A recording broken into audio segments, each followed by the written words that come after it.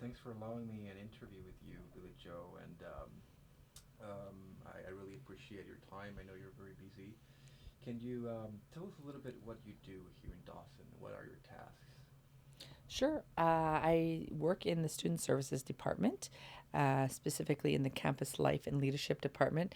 And that led me to also begin working in the First People Center 2 days a week. So I'm 3 days in CLL and 2 days in First People Center.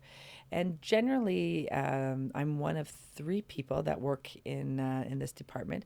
And our goals are to plan extracurricular activities for students to enhance their learning outside the classroom in the areas of educational, social, recreational, cultural programming.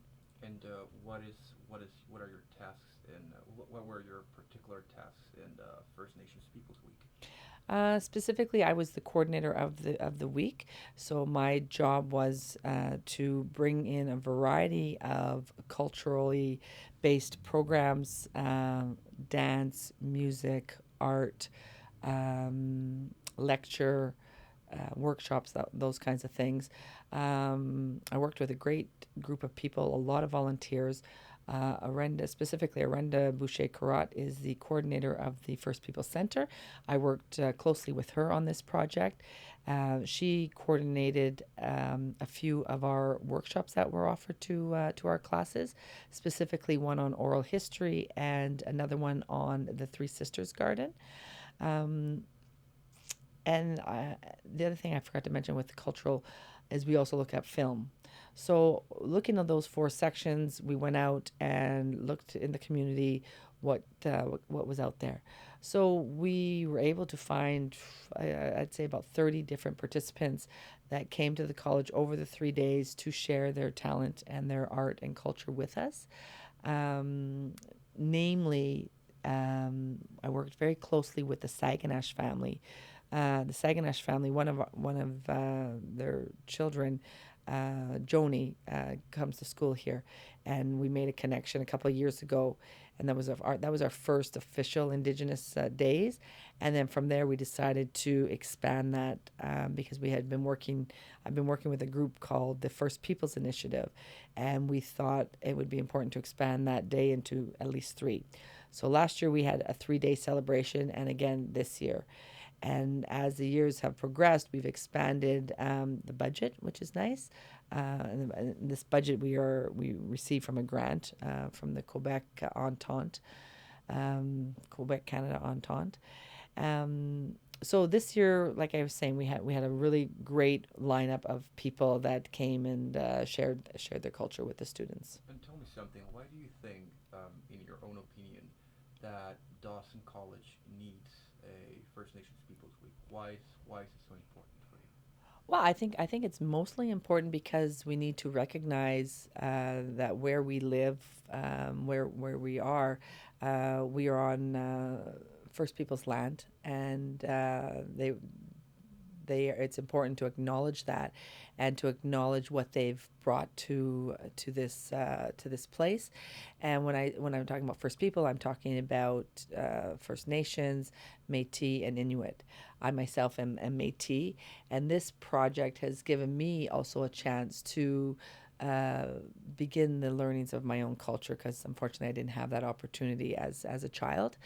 So I think it's important to bring to demonstrate that culture, explore that culture, celebrate the culture and the history with the students and community here at Dawson, because number one, we don't know a lot about that in our from our history that we're taught as students, and since the Truth and Reconciliation Commission, they had, I think it was 95 calls to action, and education is in there so many times. Like, this is where we can't ignore that. Like, as an educational institution, we have a role to play in bringing this information forward to our students. So it's important because it's the First People are part of our history, and it's important to celebrate that and talk about that, even if it's not good history. Like, nice to talk about. There's some really sad things that happened, but it's still important to talk about it because you can only grow from there, and I think that's important for students to know about that, especially in an educational institution. And do you think that concerning the historical facts, um, do you think that this generation is more aware of the atrocities that happen here in Canada against the natives? No, I don't think they're more aware. I think they're becoming aware. Like I said, especially with the Truth and Reconciliation Commission, with the missing and murdered Indigenous women. Hopefully, I understand an inquiry has begun, brought forward by our Prime Minister Justin Trudeau. Steps have started in regards to meeting with the families to gather information, to learn about this issue so that an inquiry can be done there as well. So I think the steps are beginning. People are asking questions. Faculty are taking interest in this topic. People are wanting to include correct information and content in their courses. We're learning more, and we're coming together as a community, and everyone's bringing what they know to the table, and we're speaking to our community members. I mean, we're right across the river from Ganawage. um, One of the initiatives from the First Peoples Initiative was to develop a council, and it's called the Indigenous Educational Council. So that council is comprised of staff and faculty and management of the college, including our academic dean, and then key community members in our community.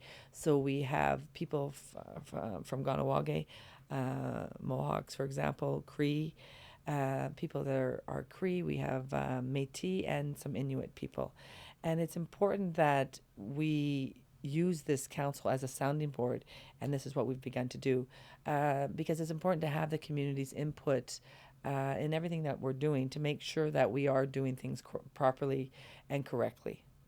Do you think that? Do you think that? Well, actually, my next question would be, um, what do you think we should do? Um, Not talking politically, but socially, um, to to progress in the process of decolonization. What Canadians and non-Indigenous people can do to help that. Well, number one, they can educate themselves. You know, get involved.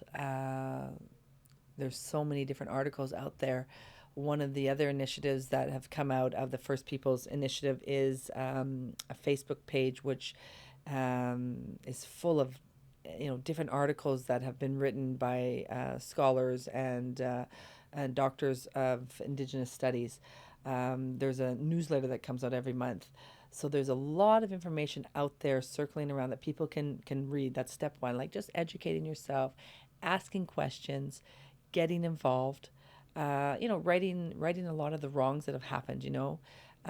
Definitely nobody in this day and age is responsible for what happened, but we definitely still need to make that change and take that interest to help educate ourselves and our students and the community here at Dawson.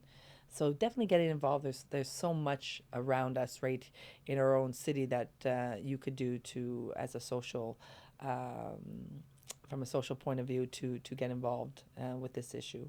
Do you think is something that people are? Do you think people are getting more and more interested, or people are getting more and more ignorant I on this definitely matter? think the interest level has risen quite a bit. For example, when we put out a call to our faculty about a workshop that's being organized, there are always a lot of people that want to participate. There's a lot of people that want to bring their classes to participate as well. So I definitely think people are wanting to be involved. They want to become informed, and they want to hear from people and from the community people as well, not just our own staff and faculty here, but when we bring in special guests, like there's definitely an interest that people show. Like on our PED days for our faculty and staff, there's always an intent to have one or two workshops containing Indigenous content, full, packed, like standing room only. Um, Another goal that has come out of the First Peoples Initiative is the First Peoples Center. We now have a center on campus that our Indigenous students can come to. It's set up with computers for homework, and there's a nice gathering space in there. We do a lot of programs out of there. Some regular programs, for example, every Thursday we do bannock and beating. So anyone that wants to come and either help make it or just come by and have some, it's there for that. And the goal there is to continue that kind of programming. We, through that workshop, the Three Sisters Garden, Arenda spearheaded a spot on campus, and now we have a Three Sisters Garden on campus where she's getting the students involved to take care of that garden and grow that garden. Some of which proceeds we will be giving as when we harvest to the Roundhouse Cafe, which is a cafe just on the corner of Atwater and St. Catherine. Um, it's run by Indigenous people. It's like a little gazebo, a little stone gazebo, kind of behind the metro in Cabot Square there. You should go take a look. I didn't know that. Yep. So we're gonna do something when they have their grand opening because they close during the winter. So they're gonna open up in May. So we're gonna definitely promote that and encourage people to come over and have a coffee break over there to let people know that they exist. So they're gonna get some of our harvest as well through donations. So that's another great initiative that's come out of the First People Center that the students can be involved in something from their own culture. It's important for us to include Indigenous culture in everything we do now. It's like a point on the agenda when we're programming. Okay, and what are we going to do in regards to Indigenous content? For example, we have a barbecue every year. So this year we're going to add something very easy to do. We're going to have bannock burgers. So again, it's something of an Indigenous culture, very easy to incorporate into the barbecue.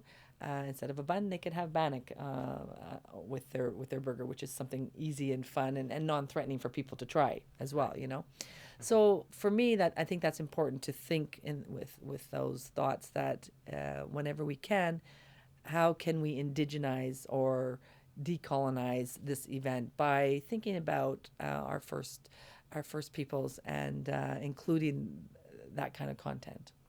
And where is this garden?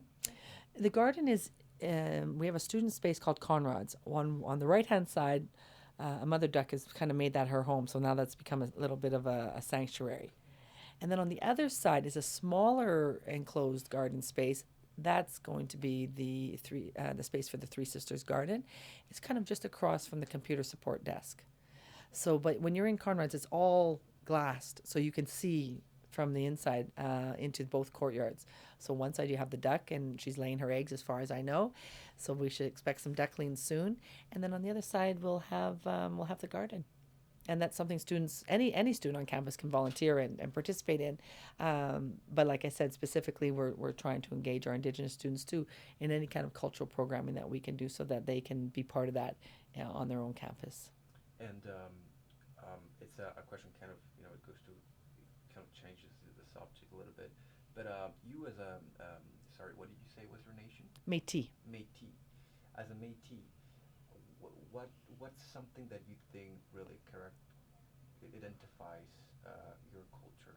And is there any um, favorite or yeah, favorite favorite fragment of this culture? I mean, for me, like I said, I'm learning about my culture from the beginning. One of the things that definitely stand out for Métis is we have this thing called the Métis sash. So when we're celebrating, it's a beautifully woven scarf, pretty much, sort of like the scarf that's around your neck. It's larger than that though, and you can either tie it around your waist or you can tie it over your shoulder to your hip. So however you want to wear it. So for example, when we had the Indigenous days, each day, whatever I was wearing, I would also put on my sash, and that definitely is a symbol that stands out for Métis people.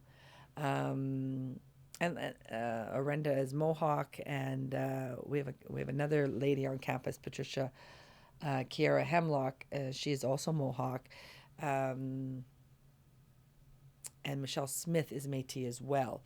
We don't, to my knowledge, have any other nations as staff on campus, staff of faculty, But that's another thing to think about is how do we engage First Peoples to apply for jobs on campus so that we can get some more faculty involved, support staff, professionals, management, because that's also part of it is engaging Indigenous people to work in your establishment. That'll only further that cause and that program and that education for people. Willie Joe, thank you very much for the interview and thank you for your time. You're very welcome. Thank you for asking me. It's always nice to talk about this subject.